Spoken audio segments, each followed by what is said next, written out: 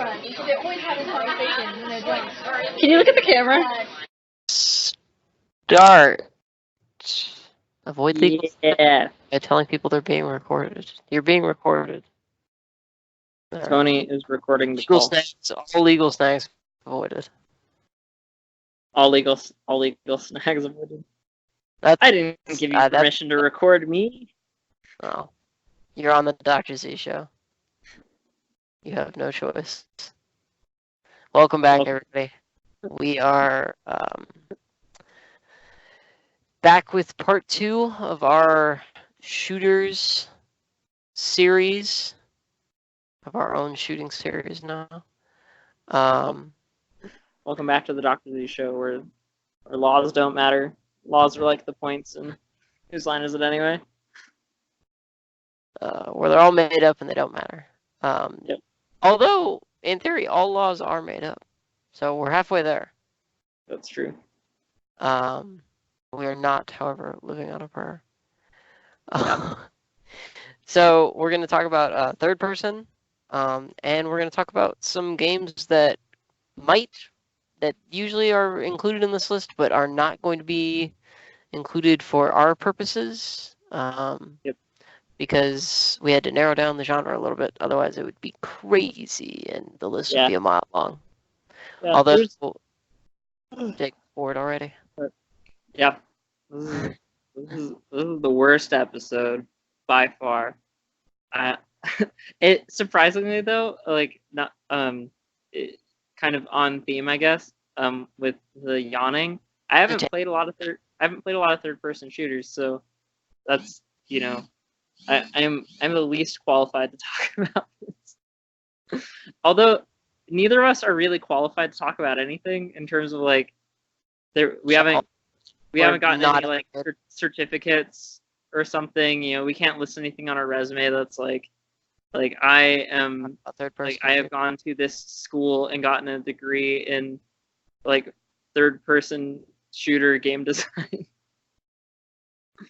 And I have to hold Pat because he's panicking because Mom left to get her makeup done and her hair done for our engagement photos.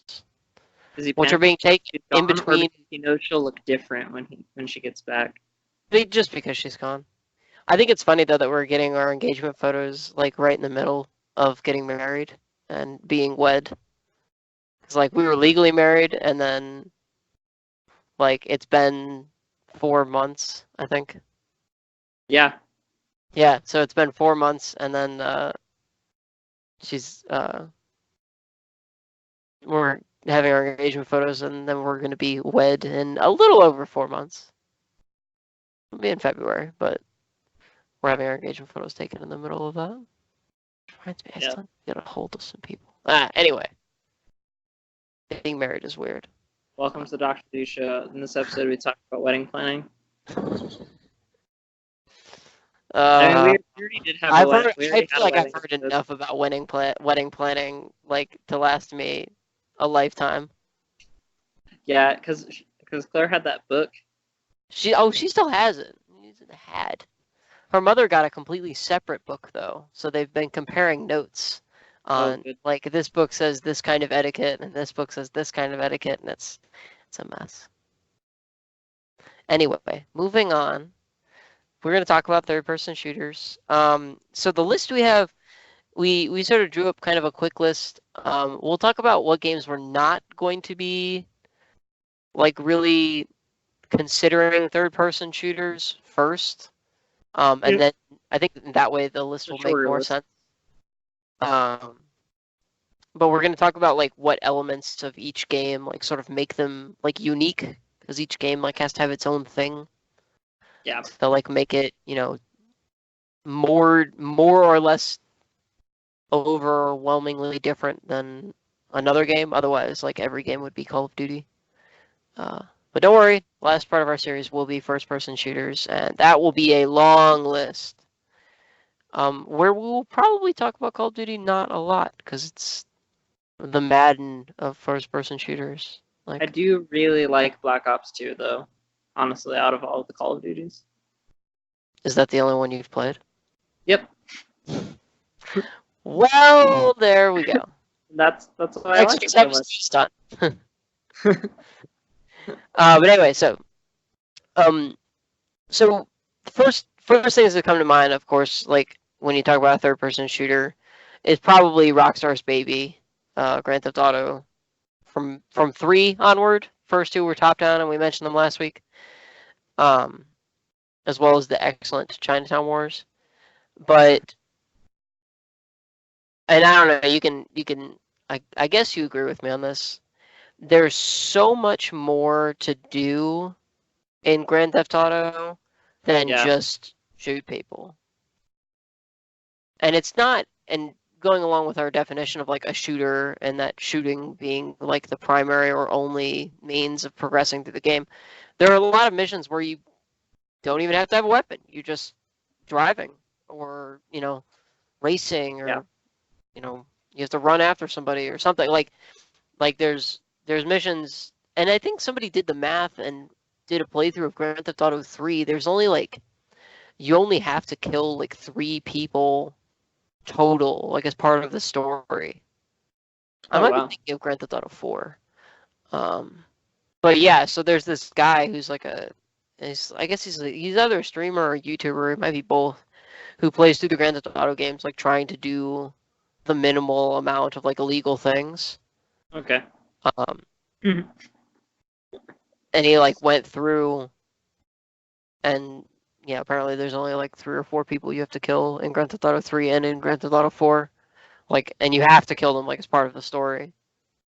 But you don't have to just go killing whoever for whatever reason. So yeah, so by mentioning Grand Theft Auto, we're not going to talk about it as a shooter, as a third-person shooter. So we're also not going to really talk about Red Dead Redemption, because same reason, it's, there's so much more to do in it, and there's so much that doesn't involve shooting people. There's so many more elements of the game. The primary gameplay element is not shooting to progress. Yeah, and in a lot of these games, the combat is, third-person shooter, but that doesn't necessarily make the game a shoot 'em up in terms of talking about that as a game genre. Right. Also along the lines, Sleeping Dogs, which has been considered to be a Grand Theft Auto clone. You don't see a gun 2/3 of the way into the game until you're 2/3 of the way into the game, because there's so much emphasis on the kung fu combat mechanics and the free running that you don't really Also, it takes place in Hong Kong, and China has very strict gun laws, so it makes sense in the story and in the setting of the story for there to not be a lot of guns until 2/3 of the way through the game, and then everyone and their mother has a gun. The other thing is mentioned to us by a friend of ours was Mass Effect, and I don't.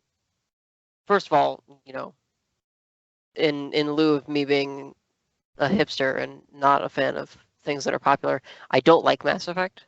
I really, really tried, though. I really tried. I was 5 hours into the first Mass Effect, and I was I'm not having fun. I play video games to have fun. This is not fun for me. And, put it down and never picked it up again. Again, that being said, I don't have anything against people that like Mass Effect. But Mass Effect to me is not a third-person shooter because there's so much. While shooting might be a primary gameplay element, it is not the only primary gameplay element, and there's so much other stuff going on with the narrative and building relationships with your crew and upgrading your ship and going to the different planets and scanning them or driving around on them, and all kinds of other things are happening. And then you get into a mission and then you're shooting stuff. So it is and it isn't. It is a third-person shooter in a very general sense, but more specifically, it's not.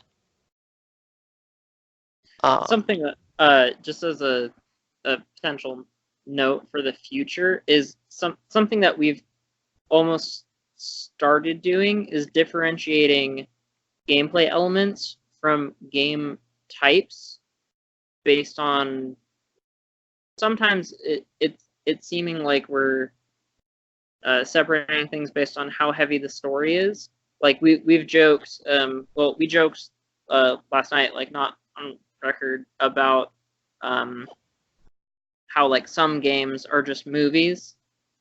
Like, yeah. They're like just interactive movies. And so, it's like, yeah, at that point, should that be like, should we start considering that a genre? Like at this point, should we just make a Wikipedia article? I think like, this might be worth it to explore in a future episode. Is purely like narrative heavy games. Yeah. I know some of the games we mentioned last night were like Metal Gear Solid, but also games like Asura's Wrath. Yes, and also games like Detroit Become Human or like Beyond Two yes. Souls, the David Cage games, Heavy Rain. Games where the game feels secondary to the story. LA Noire is a third-person shooter, but it's not a good game. If that makes sense. Well, I mean, is it a story game though? Because like it's.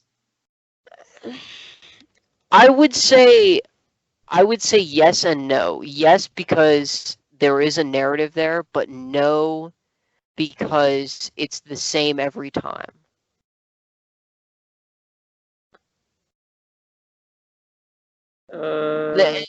Well, okay, and so that's not to say that narrative games can't like need to have a branching path in order to be like a narrative game, but part of LA Noire is like the detective work that you have to put in to like to like find the suspects, and then you're like grilling the suspects about the crime or whatever. That's once you play through LA Noire the first time, you know where to look for all the clues, and you know who all the suspects. Like it takes the narrative part out of the game after the first time you play it. It's not like a game like Until Dawn, which has like 30 different endings based on who you save and who you don't save, and if you save everyone, on and on. It has the one ending, and then the game ends, and you decide you want to play it again. Say you want to play it on a harder difficulty. The only thing that's changed is the combat. So I would say it's a third-person shooter. It's also horribly optimized, and just like it has problems. Like, okay. I mean, people like it. I liked it when I played it the first time, and then I played it again and noticed like all of the problems. Yeah.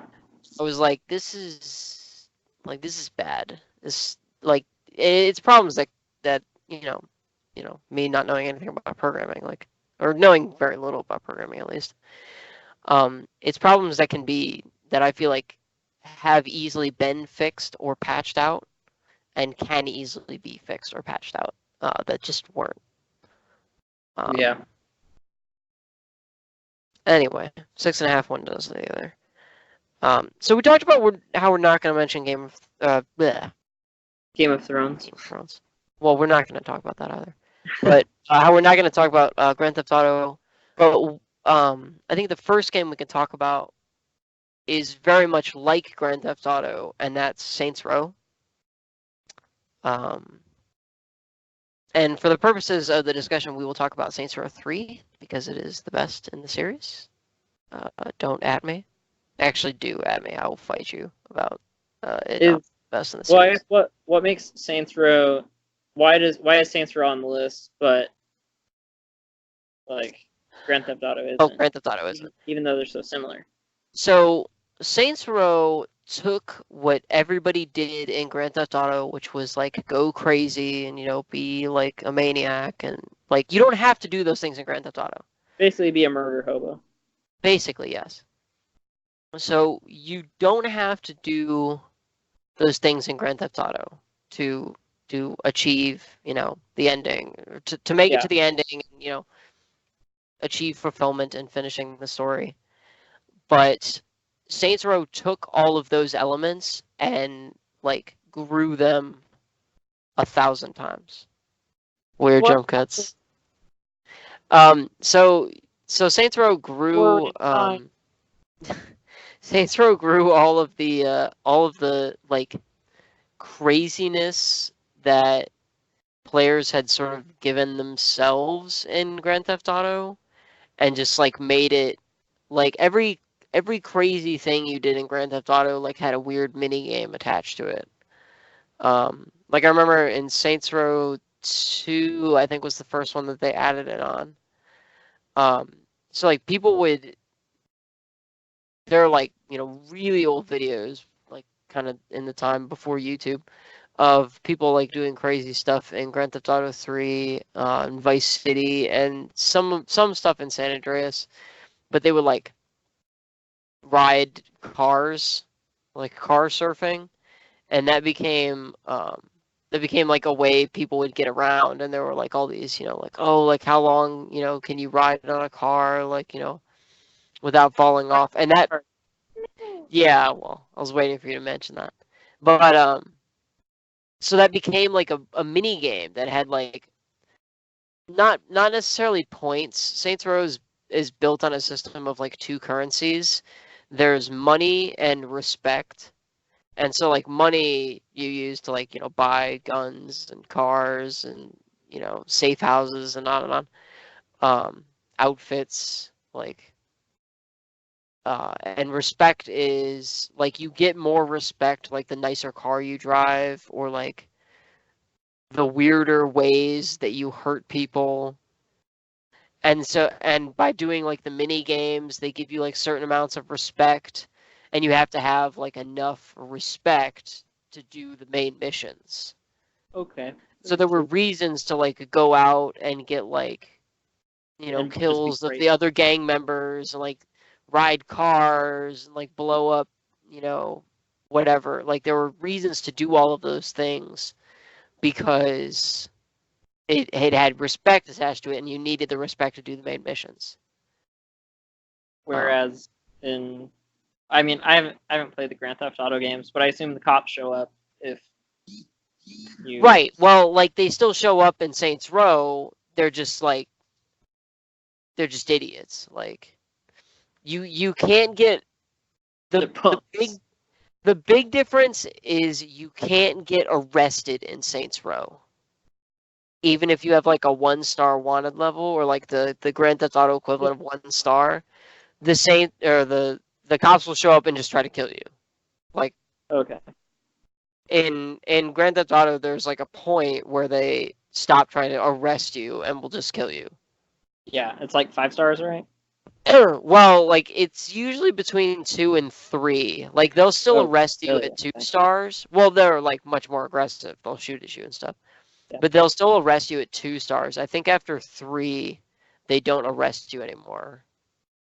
But getting arrested in Grand Theft Auto, especially getting arrested, well, in Grand Theft Auto, getting arrested is worse than getting killed, because when you get arrested, they take away all your guns. Oh, shoot. Which is or like, not shoot, I guess, because you don't have guns. Well, it's very expensive, typically, to go out and like buy, all of your firearms again. Yeah. So that's like the main difference, and that's why like Saints Row is more like I'm gonna shoot all of the things, and to me is more of a third-person shooter, even though it has like the driving elements and like the safe house and the costume change, on and on. Yeah. And I'm not tired, but my like apartment is just kind of cold, and so I just keep yawning. It's very cold in our apartment. It's Claire calls it the ice cave. This is all the time. But, Skype is notifying me to tell me that you are now active on Skype and if I should try to call you. weird. I also have the 4 missed calls from you yesterday when Skype started going crazy. Weird. Okay, so we got Saints Row. I don't know if there were any others that we need to talk about that we decided not to include on the list. We talked about Red Dead Redemption. We talked about Grand Theft Auto and talked about Sleeping and Dogs. And what? we talked about Mass Effect, right? Yes. Did we decide? Yes. Okay, cool. So what we have left are Battlefront 2. That I have the good one. experience with. Not the most recent, like re-release, whatever that is plagued by microtransactions. Yes, but like the the good one. original for PS2. Those were fun days. That was a really good game. Squad-based shooting. The story was. I loved the story of the 501st. Like, I loved the story of that game. Like, it was very like, you know, go here and shoot this thing. Go here and shoot this thing. Go here and capture this command post. But it was still like. Yeah. It was before Disney bought the rights to Star Wars, and so it still worked, and everything that happened worked within the original extended universe canon. That's pretty kind of exactly the way it was supposed to. And it was great. I loved it.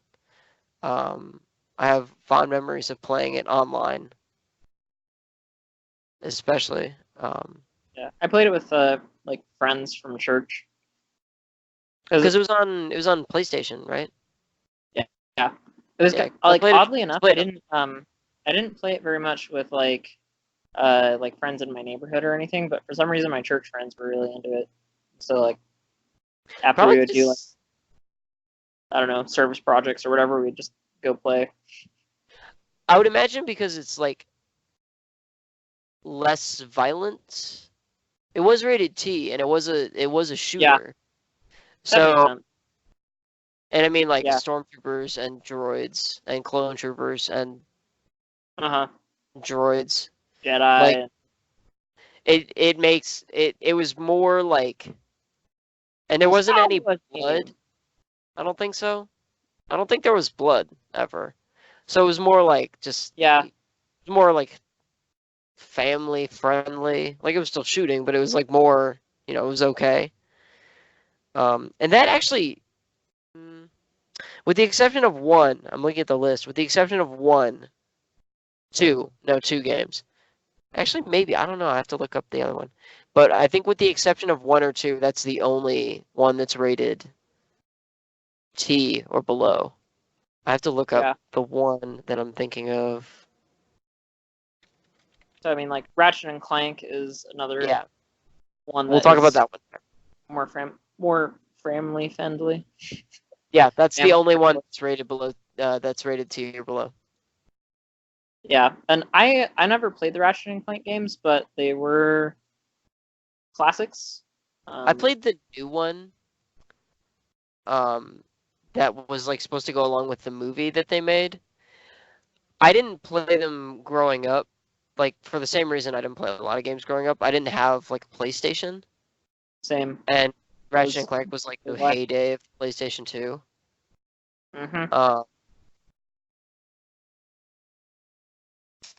I've only heard good things about the older ones. And there was even like a Clank spin-off game for the PSP where he was like a secret agent or something. They did the same thing with Jak and Daxter. In between Jak, I want to say it's in between Jak 1 and 2. They did a spin-off game where he like, and part of the story is like Jak like goes to prison. And he's in prison for like a number of years, and Daxter like has a pest control business or something. Like it was the setup for it was weird, but it was something for him to do in between the time that Jak was gone, and so it made sense for him to like be alone and have his like own thing. So basically, it was the Lion King 1.5. Sure. I just mean like spin off like side character solo movie Okay, yeah. Right. is kind of what I'm going for. Okay.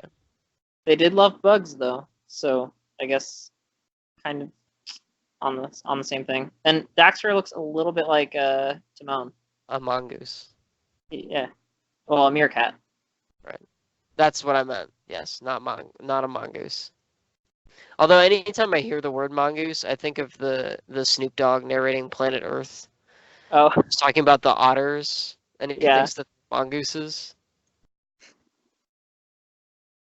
It's mongoose. I do want is the plural of mongoose mongoose? It should be. I know that it's not, but it should be. Okay. We should change it in the dictionary. Yeah. We'll revolt. I stopped playing Ratchet and Clank because it became very samey very quickly. And that kind of is part and parcel of like a third-person shooter, but it was just very like there wasn't anything like fresh about it that like sticks in my memory. Yeah. And even though I played it like kind of it was like in the past 6 months, like it was pretty recently. I can't like think I couldn't tell you about what made it different from other third-person shooters, like I can with like everything else on the list. So like I mean, kind of going through it a little quickly, and we can jump back and talk about some of these things. But like Gears of War, Gears of War is a third-person shooter. I played the first three actually. I tried to get into them. I couldn't. It just wasn't for me. Like I grew up, playing Halo, and a lot of the times you were in like one camp or the other. Like once Gears of War came out, you were either like you played Halo or you played Gears of War, and like like those people stayed away from each other. And I grew up playing Halo. I just couldn't get into Gears of War. Like it just wasn't for me. But for a lot of people, it was about like the kind of over the top violence and like you solve all of the problems in the game by just like killing a bunch of enemies, and your gun has a chainsaw on it, and like just crazy, like gratuitous, violence. And there's a story in there somewhere about a guy with a do-rag on or something.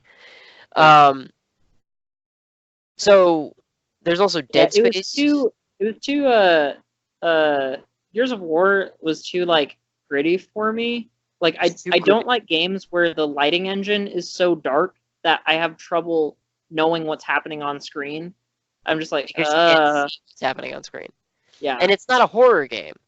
For a horror game, like a horror game that's perfect. Like you want to like be uncertain, but like for a game that's for an action game, like I want to know what is happening. Do it once, right? Yeah, and I think that's what's really nice about like, I mean, granted, we're probably gonna talk about Halo like in like the first person shooter episode and everything, but I think that's like a good contrast between the two is that Halo, it strategically uses dark moments for like to make you afraid, but for the most part, it's like pretty well lit. We'll come back to that next week because you're wrong. I mean, we'll talk about it next week. I don't want to get into a big thing about it. Don't get me wrong. I love Halo. I love the Halo series. Didn't play 5. I'm gonna keep it that way. But we'll get back. We'll come back to it. I promise. Okay. Speaking of horror games that aren't really horror games, Dead Space. Yep. Dead Space is a third-person shooter. It is not a horror game. There is nothing anyone can ever say that will convince me that it is a horror game. The monsters are paraded around in the spotlights. They might as well have an MC to announce them when they come on screen. Like, it's a third-person shooter. We're all gonna burn for what we did to you, Isaac. I really liked the first game. And there was a like very weirdly enough, and I'm probably like going to be sent to the 7th circle of hell for saying this. They had a mobile game that was like a spin-off. Okay. That was very well executed. You didn't play Isaac Clarke, you played like somebody else. But it was very, very well done. In terms of like staying true to the original like Dead Space, like kind of like not formula, but style of gameplay. Okay. Uh, was it the also a rails third were person shooter? Yeah, it was still third person. Huh. I know they had like the weird first person rail shooter one for the Wii. That got really intense really quickly at the end because you have to cut off your arm. Yeah, so there's a rail shooter first person Dead Space for the Wii. And at the end you're like running to like, you know, get onto the ship before the ship you're on explodes, and your arm gets trapped by a door. And you pull out this like saw and like start cutting off your arm, and you have to do like the motion control thing. It's horrifying. And after you escape, there's a cutscene where you pull off your helmet and look in the mirror, and it's James Franco. Huh. Oh. That would be worse. It's just 127 hours in space. Again? That's awful. Now I have no arms. Okay, so well, I gotta save that one to the end. Let's go up to the top of the list. Spec Ops: The Line. This was the first one that I thought of when we started talking about third-person shooters. Never played it. Speaking of things that are horrifying, though, Spec Ops: The Line is a good generic third-person shooter. Okay. But the story of it deals with like having post-traumatic stress disorder. Oh, wow. And like the atrocities of war and like war crimes and like not knowing like what's real and what's not real because you're like under all this like PTSD stress. It's like once you play it, you're like, oh man, you like feel like you have to take a shower afterwards. Like it's bad. Like it's not bad like it's a bad game or it's a bad story.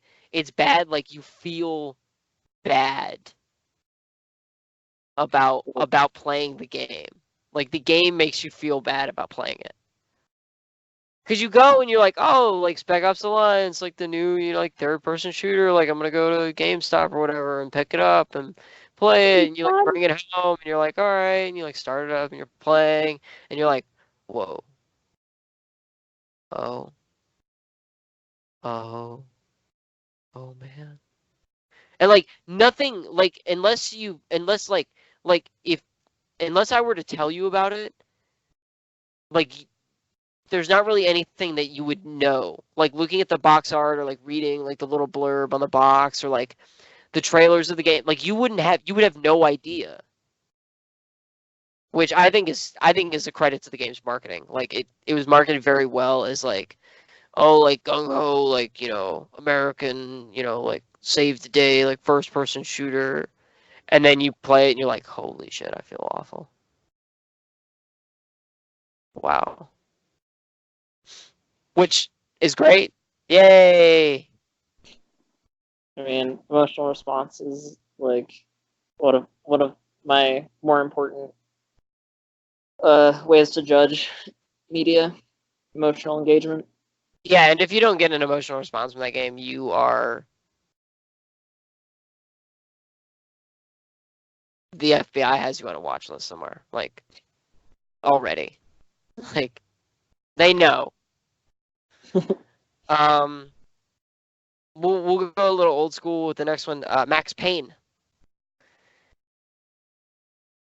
First of all, I gotta say I did put this game on the list because I love the noir and like film noir and like we've talked about noir like ideas and games and movies and stuff in the past on past episodes. But so I'm a little bit partial to the noir setting. The way they tell the story in the first two games, the third game is let's pretend it ended after two. With the in the first two games, they tell the story through like comic book panels. And so really? instead of there being a cutscene, it's like a voice acted comic book. And there are like little cutscenes, like kind of like peppered in there. But the important story moments are told to you through like you're looking at a comic book. And that with the noir setting was really different. But the other thing that Max Payne did that was super different was add like bullet time to things. Okay.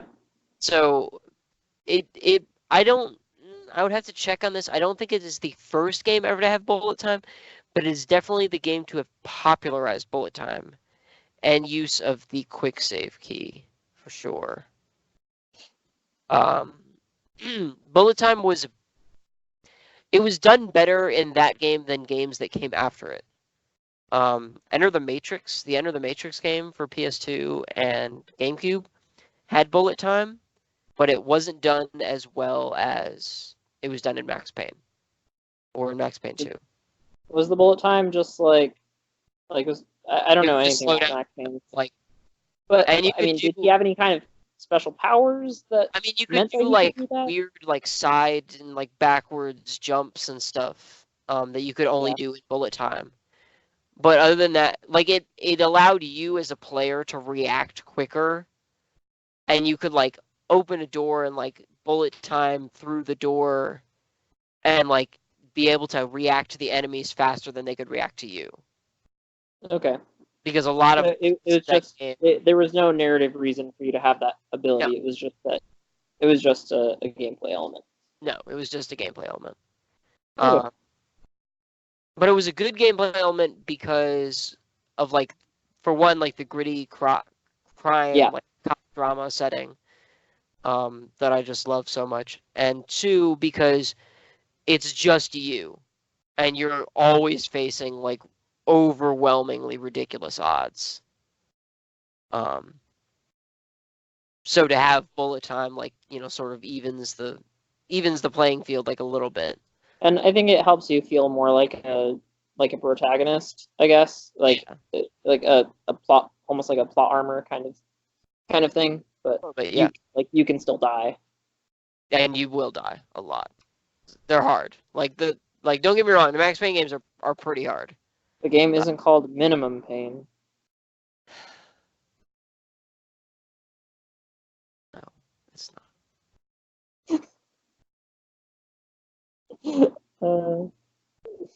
And it's only because in the beginning of the game, like in one of the first parts of the game, it's found out that you're like a mole in the mafia. Oh, okay. And these two like mafia enforcers like show up, and they make puns about your name while you're fighting them. Whoa, that's amazing. So is the main character's name actually Max Payne? Yes, his name is actually Max Payne. That's actually his name, but it's spelled Payne, P-A-Y-N-E, not P-A-I-N. Is it like short for Maxwell, or is he just Max? He's Max Payne. Like Max Payne. I mean, look up a picture of what his face looks like. He just has the like permanent scowl. Yeah, because his life is horrible. I mean, the first part of the game, in the first like cutscene, your wife and infant daughter are murdered by like gang members that are on this like drug, and so like you infiltrate the mafia and like, you know, take on the criminal underworld. It's very reminiscent of old like John Woo, crime, like Hard Boiled, and like the Chow Yun-Fat like crime movies. Yeah, I mean that's why I love Dishonored so much. Like your wife gets murdered in the first 5 seconds of the game. That's why you like it. Yeah, honestly, I mean I liked a lot of the gameplay elements because I'd never played a game like it before. So it was fresh to me, but also it was emotionally engaging to me. So I think if I had played games like it in the past, I probably wouldn't have been over head over heels in love with it. But that's why I wasn't. Yeah. We talked about this, about Dishonored, BioShock, and things. Anyway, moving on the list. Red Faction Guerrilla. The first two Red Factions were bad, and they were dumb. It's not on Mars. Or what's Yes, it's on Mars. Okay, yeah. The first two were bad and they were dumb, stupid. They were stupid, and no one liked them. But Red Faction Guerrilla came out and it was crazy because it had fully destructible environments, which was a good thing and a bad thing. It was a good thing because you could blow everything up and it was awesome. It was a bad thing because you could blow everything up and then you could blow everything up. And then there were like weird things that you could arbitrarily not destroy. So like when you like tried to attach like 50 satchel charges to something and like run away and like hit the detonator and it doesn't even move, there's not even a crack in it, you're just like, oh, I guess that's a thing I can't blow up. And there's like a weird subplot about like aliens and whatever. But it was very like it took the guerrilla element like seriously, not like guerrilla like all the gorillas, but guerrilla warfare. Because you were fighting like an army, like a government basically, like, and they would even learn sign language. They would come after you and like they would wreck your shit if you stuck around long enough after blowing something up. Like okay. Like yeah, they would come out in force and they would wreck your shit. So you blow something up and you run. Okay. You also have a sledgehammer that like is basically Mjolnir. And so that's awesome. You might actually, now that you can play it on Switch because they came out with like a remastered version that they have of course called Remastered. Oh my gosh. They could put Mars in the name. It's definitely worth playing. I don't know what the price. I might just have to get it because of the pun. Yeah, I figured you would. But it's great. Lots of fun to just blow everything up and destroy entire towns with your hammer and just your hammer. You should look up gameplay of the game and just specifically gameplay of someone using the hammer. It's ridiculous. Does it have rockets on it, or is it just a very strong hammer? No, it's just a very strong hammer. Okay. No, there's no rockets. It's not the hammer from Alita.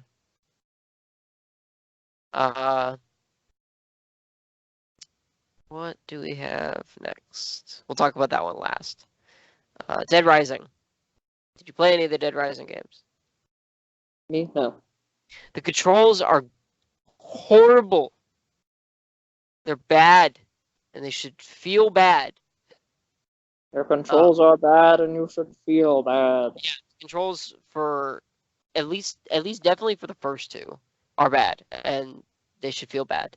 The story, the first one was interesting and had like the weird photography element.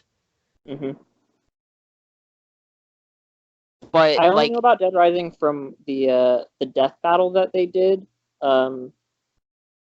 There's a death battle episode where they had a Frank versus someone else. Death battle. Shoot, I can't remember. Like the Screw Attack, a YouTube channel. They have you've never seen the Death Battle series? Oh wow. They do they do a bunch of like fights between different fictional characters from different universes, and they try their best to like power scale their feats to match each other. Okay. And see like who Frank was would... just a dude though. Like he's just a photographer. Yeah, but they count all of his they count like all of your in-game powers like as powers. So who did he fight? I can't remember.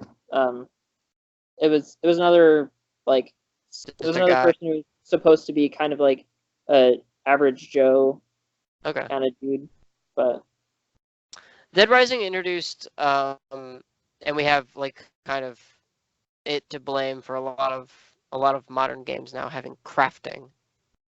But it introduced like interesting crafting. Like you would craft different weapons together to make like a better weapon. And the weapons in that game like were crazy. There were just hordes of zombies to mow down. But if you've seen Dawn of the Dead with Ving Rhames, who's the only actor I can remember that's in that movie, where they're trapped in like a shopping mall, you've played Dead Rising. Like it's kind of the same experience. Like Dead Rising feels very samey after a while. And granted, they have like the boss characters and like whatever. Like, Yeah, but for the most part, you're like strapping chainsaws to lawnmowers and finding the most efficient ways to kill zombies. It's been described as a water cooler game. So like say you're like at work in an office or whatever, and you like go to the water cooler or whatever, and somebody else like comes up and you're like talking, and you like talk about you talk about Dead Rising, and you talk about like, oh well, here's where the the machete is, and if you attach it to like the rake, then you get a spear, or like whatever kind of like different things that you've found out about it, and like swap like ideas and things. Okay. The water cooler effect of games. I did not come up with that. I've heard it somewhere, and I ripped it off from there. Of course, I'm not creative.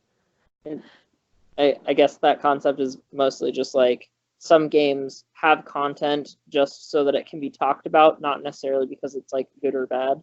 Yeah, there are plenty of garbage weapons in Dead Rising, like that are just absolutely garbage. Like there's a tricycle that you can run over. Does it have a baby with a shotgun? No, it is not the Age of Empires tricycle with a baby with a shotgun. It is just a tricycle, and you can run over zombies with it. Okay. And like, why? It also had weird costumes. Like you could dress him up in like a clown outfit. Like, why would you do what? Like to scare the zombies.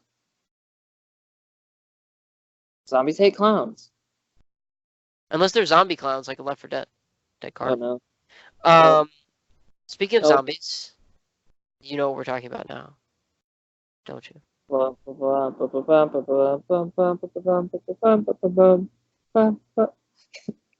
was the first music that came to my head because I don't know any of the music from the game. What song is that? The Rocky theme. Do it again. It's like, well, that's the lead up music, but then it's. Oh, okay. I sort of. I was like, what the heck? What? I shouldn't question it. I should just just continue. Like, I shouldn't stop and be like, what is he doing now? What is that? Just let it happen. I mean, I kind of have to. Unless I'm going to edit, this entire conversation out of the show, but then there would be no show because this is all the conversation. Yep. Resident Evil 4 is the game that we were talking about because Resident Evil 4 is sublime. And you haven't played it yet, and you're a savage. I haven't played it yet. I'm a savage. You're bad, and you should feel bad. Get it for Switch. It's $20. Actually, it might be on sale this week. Get it. It's good. It's so good. And after you beat it, then Ashley can wear a suit of armor and stop being irritating. Yep. You can get a Chicago typewriter, which is a Tommy gun, and wear a suit. The Tommy gun is only unlocked after completing the Separate Ways side game where you play as Ada. That is only unlocked after you beat the main game. So you beat the main game.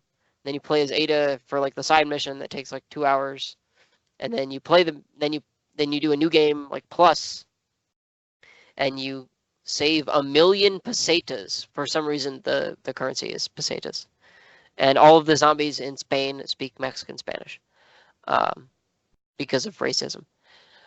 And so you save up 1,000,000 pesetas, or you sell all your guns to get 1,000,000 pesetas, and you buy the Chicago typewriter, which is an infinite Tommy gun. And you could say things like, "You'll never take me alive, copper," and you can't put a price on being able to do that. Not really. And Ashley wears a suit of armor that the helmet closes whenever you aim, so you could just aim at her and just like take out all your aggression on the suit of armor because you can't take damage. She can't be carried off by the enemy zombies because they're not strong enough to pick up a 90-pound 18-year-old girl wearing a 300-pound suit of armor. Yep. It is really annoying though because she like runs around in it, and so like whenever you're playing, you just goes boom, boom, boom, boom, boom, boom, boom. Does it attract more zombies? No, but Aw. it gets irritating after like the third hour of it. You're just like, ah. So then you're annoyed, and then you pull out the Chicago typewriter, and you just start blasting her, and then you feel better. Your accuracy points for the mission suffer, but then you feel better. The best parts of Resident Evil 4 are the dialogue, though. That's not true, but one of the best parts of the game is the dialogue, because they fully embraced the absolute campiness that was the story of Resident Evil, and just like they just embraced it, like full on, like this is who we are. And Resident Evil 4 is all the better for it. There's a very hilarious recut of all of the scenes in the first few chapters of the game that turns it into a teen romance movie between Leon and Luis Serra, who's a character you meet in the game. Oh man. So if you are interested, especially if you have played the game and are not a savage like Jacob, definitely look that up and watch it because it's pretty hilarious. But Resident Evil 4 will forever be one of my favorite games of all time. I've beaten it probably like 30 times. Like, yeah, I don't think I've ever like 5 or 6 times on professional. Because professional is hard. Wow. But it's just fun. I got it when it came out on GameCube and played it. I got it when it came out on Wii and played it again. Like, I got it when it came out on Switch. I got it when it came out for PC. Like, I own almost every iteration of the game. And eventually you're gonna be like an eccentric millionaire who owns every copy of this. If it weren't digital, you can't. Like a Resident Evil 4. I'll buy the rights to the Resident Evil franchise and just re-release it. Be able to play it on your kitchen your kitchen refrigerator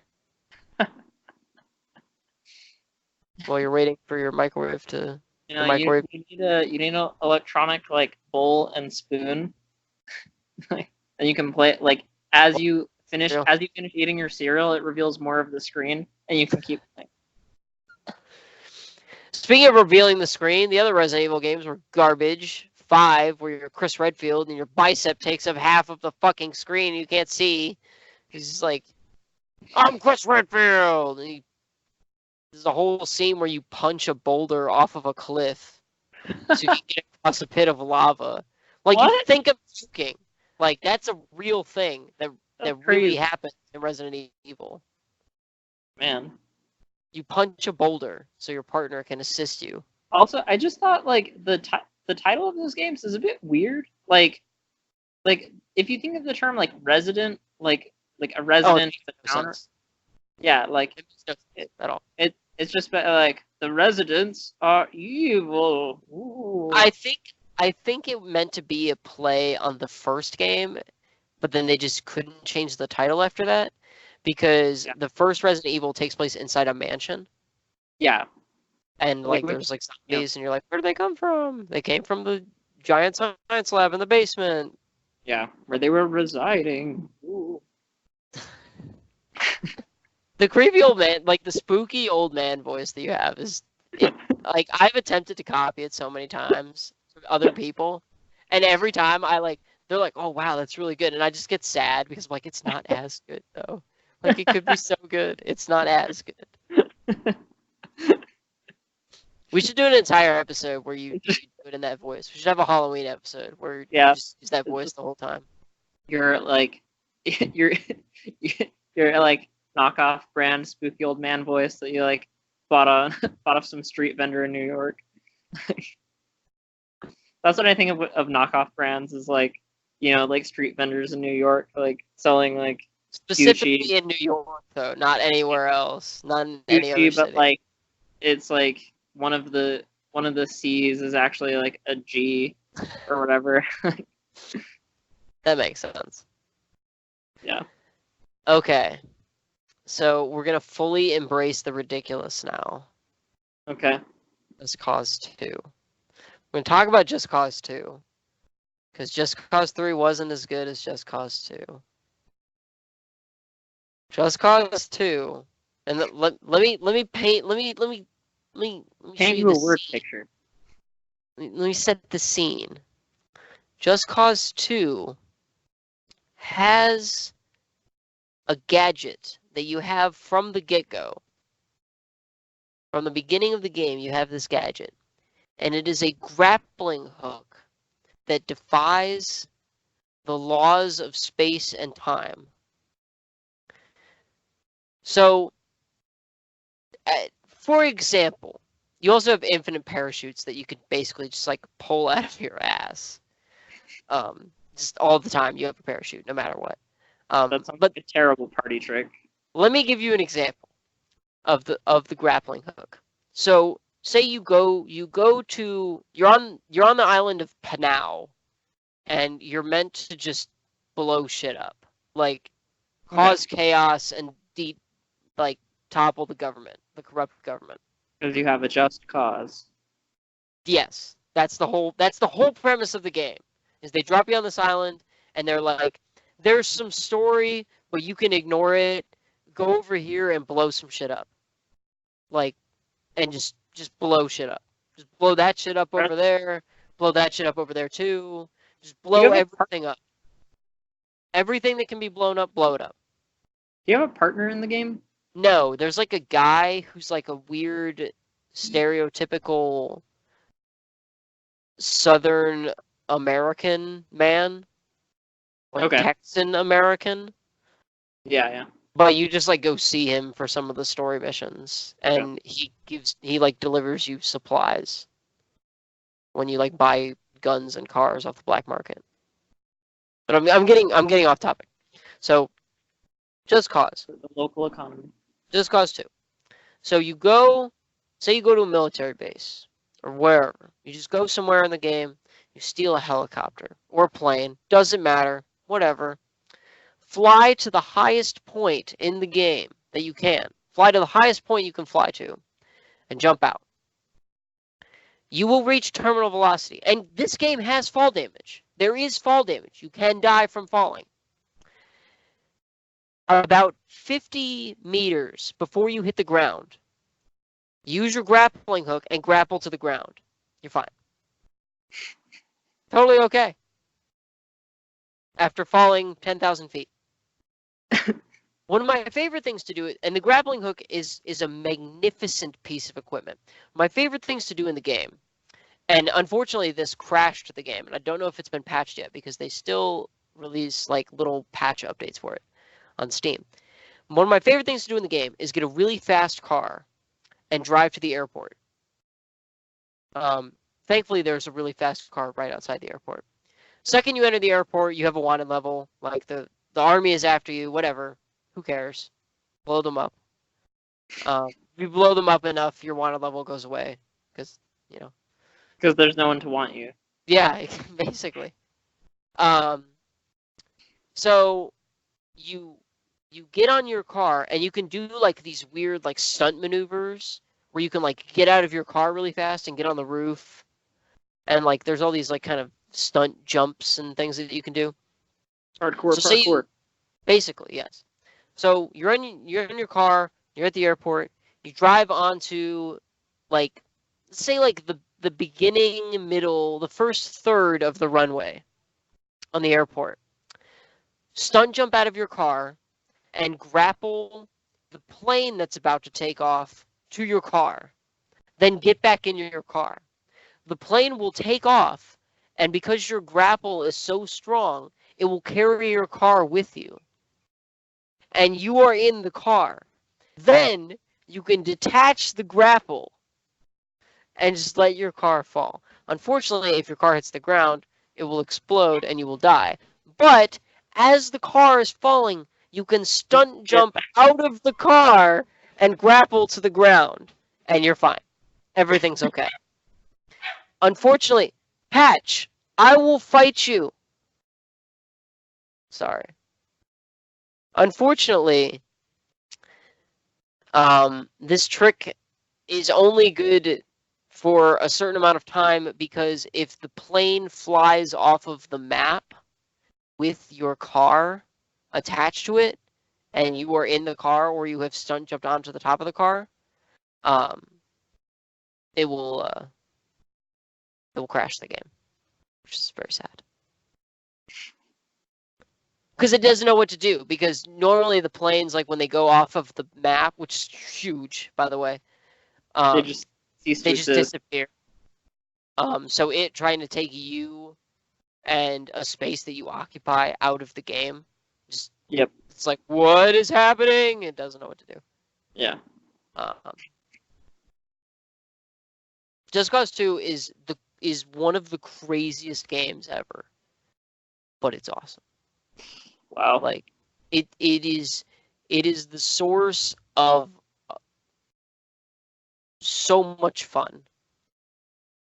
Like it's fun to blow things up, it's fun to drive around in the cars, it's fun to attach your grapple to a tractor, and then the other side of the grapple to a statue of the tyrannical leader of Panau, and use the tractor to pull the statue down onto some civilians or somebody.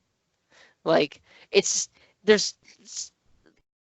play Just Cause 2. It's great. Just Cause 3 is also good, but it's less good. They allowed you to have multiple grapples in Just Cause 3, which was the only thing that made it better. But like the double hook shot in Twilight Princess. Kind of, yeah. The best description I have to give to Yahtzee of Zero Punctuation, which is a great series. If you haven't seen Zero Punctuation, definitely watch it. It's hilarious. The best description of the main character, Rico Rodriguez, and the Just Cause from Just Cause 3, as opposed to from Just Cause 2, is he looks like your first girlfriend's dad. He's just like, he's covered in denim and like has these eyes that are just like, he looks like, what was it? Oh man, I'm trying to remember the exact what he says. Oh, he looks like he gets all of his kill crazy murderous rage from the fact that he knows you had sex with his daughter on his favorite riding mower. And that's the best description of Rico Rodriguez that I can give you. Because in the first one, he's like okay, he looks like, generic protagonist guy of like, he could be Latino, but you're not sure. I mean, his name's Rico Rodriguez, so probably. And then in 2, he has like a really, really stereotypical, like, Latino accent, and he's like very like stereotypical like Latino man, kind of. Yeah. But then in 3, he's like less so. He still has like the same voice, but you're liberating the island of, I want to say, Medici, which like doesn't sound Hispanic. It sounds like, but that's like where he comes from. Angry Dad. It's very confusing. The story doesn't matter, okay? Forget everything I just said. The story doesn't matter. Play Just Cause 2. Nothing matters. You have grappling hooks. Yes, nothing matters when you have the Rico Rodriguez grappling hook. Everything else ceases to matter. Just play Just Cause 2 and just blow everything up. If you see it, blow it up. Just do it. Go and play Just Cause 2. I'm gonna stop talking about Just Cause 2. And I'm gonna go play Just Cause 2. They should remaster a game. They should remaster Just Cause 2. Great. Blow up everything. We have final thoughts. Third-person shooter. You've had worrying little to say. Yeah. Look, it was an info dump for me. Well, now you know what third-person shooters to play and which ones not to play. Well, I mean, I know not to play Kane and Lynch.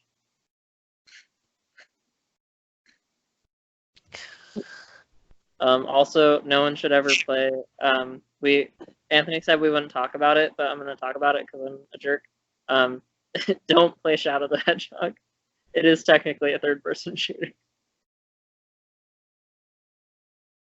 We have to end the show now so I can come to your house and kill you.